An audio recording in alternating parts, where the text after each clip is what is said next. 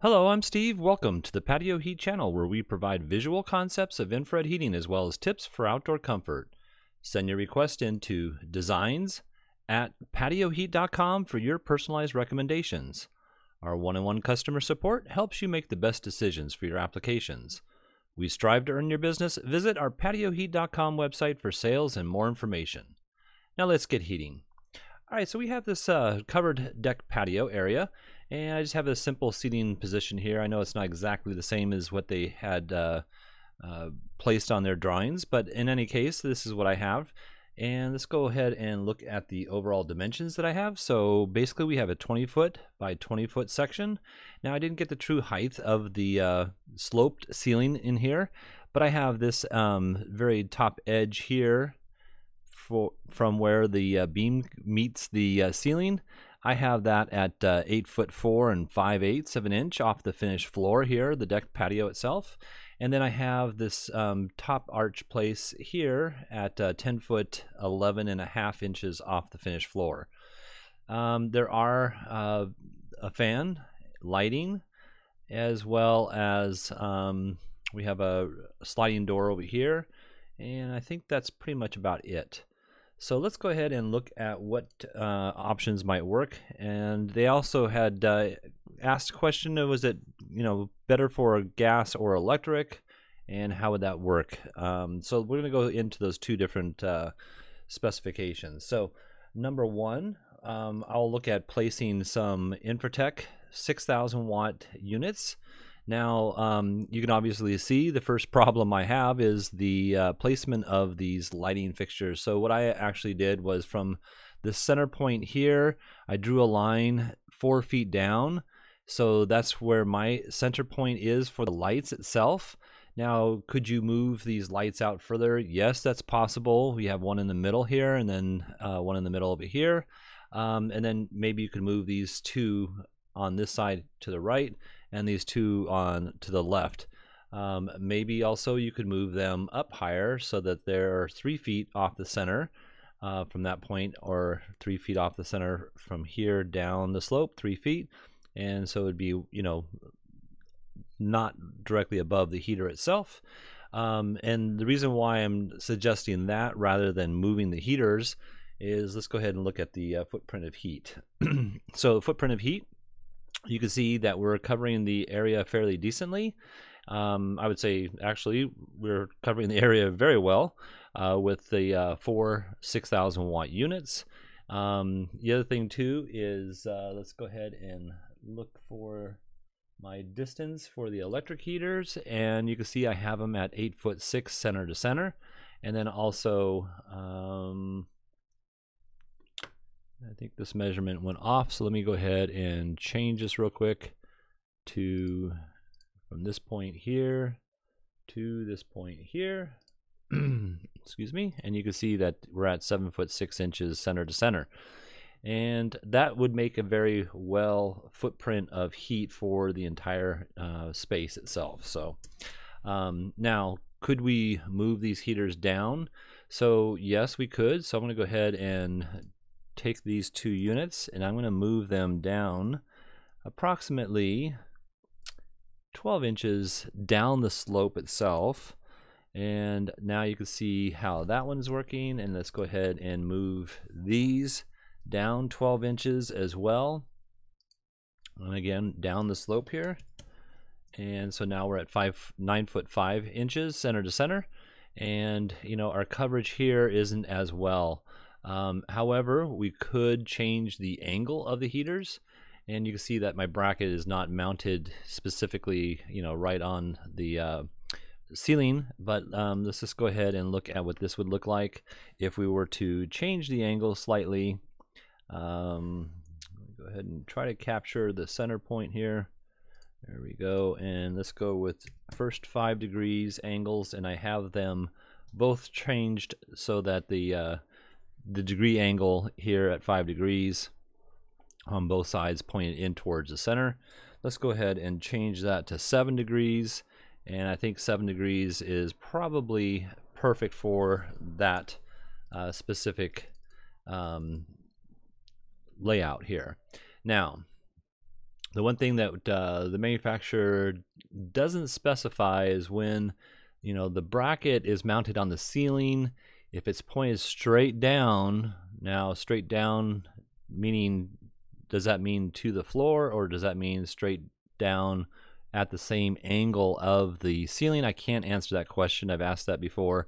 But in any case, you can see that you know, if you do angle the heaters at more than 30 degrees, you need to move the heater down 6 or more inches. But we're only at 7 degrees, I believe, and that would be a good coverage for this space here. So that would be the CD series, and I'm going to just change this real quick here for a second. All right, so that would be the CD series, and I think that would be a very good application. Now let's go ahead and look at maybe what a gas heating system would look like. And so we're going to put in Sunpak units. Now these are S34s, or you can get TSHs. There's also a TSR. I prefer the TSH over the TSR just because the remote control is a little bit well, you need 4 different remote controls where you can just have a simple wall on-off switch here, and you know, you wouldn't lose or break or misplace the remotes themselves. But in any case, you can get either one. The TSH changes from 34,000 to 25,000, as well as the TSRs. And so let's go ahead and look at how I have these placed. Now, I don't have the brackets mounted exactly where they should be. The mounting brackets are hidden inside the ceiling here, you know. So basically what we would do is we'd move the bracket down to, let's see if we can grab a hold of the brackets themselves and move those all down to the height of the ceiling itself. So that would be here. We would change this angle, and then we would probably knock a new hole in over here and line it up with the existing hole that's in this bracket here. So, but in any case, what you need to do is make sure that you have a clearance when pointed straight down to the ground, a clearance of 14 inches from this edge here to the lower section of the ceiling. And let's go ahead and look at the distances that I have for the gas units. I have these at 9 foot center to center, and then here you can see we have it at roughly 8 foot center to center.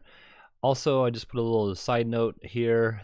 This side of the unit requires 48 inches from this edge to any combustible surface. Now, I don't know exactly where this this edge of the wall here is, but you know, as long as we have that 24 inches, we're meeting the clearances. So that is that. And let's go ahead and look at the footprint of heat.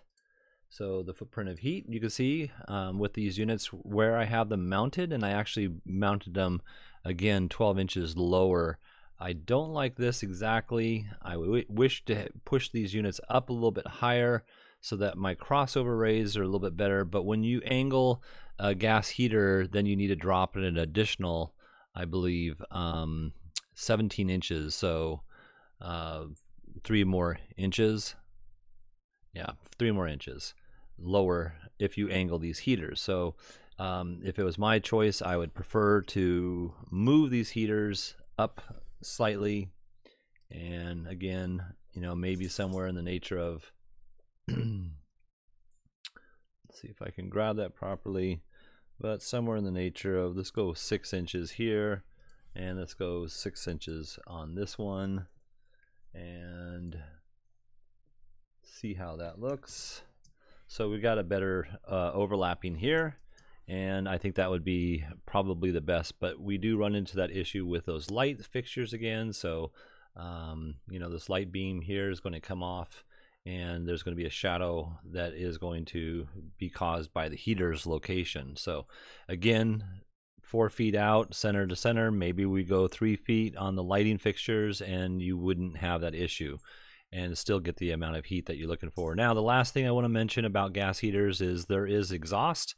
that flows out of the gas heaters, and that exhaust flows into the above area, and it'll be captured in this above area. So what you would do is you would want to make sure that you put a vent in either the rooftop itself and allow somehow the gases to vent through into the rooftop, out of the rooftop, and or place something like here. Let's see if I have that.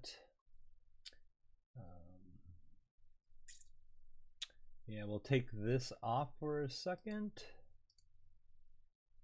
and we'll place on a vented front section of the patio structure itself, so that your exhaust gases will freely flow out of the vent into the outer atmosphere. So I think that's about it. And you know, yes, these heaters can be turned high, low. I would probably go with the TSH, like I said before, you know, just based on the application height itself. I would like to have something that is adjustable in some way. This is 7.5, so 8 feet. 8 feet is approximately where most people appreciate the heater itself. So yeah, the TSH would be a better model in an application like this. So all right, well, I hope this has helped. If you're looking for some assistance with your outdoor heating application and you would like us to review your plans, send your information into designs@patioheat.com. I'm Steve. Please tap that like button if you find this video useful. We don't advertise, not monetize. YouTube does not promote our channel in any way unless we receive a thumbs up from our viewers. We truly appreciate you doing that. Thank you so much. Have an excellent day.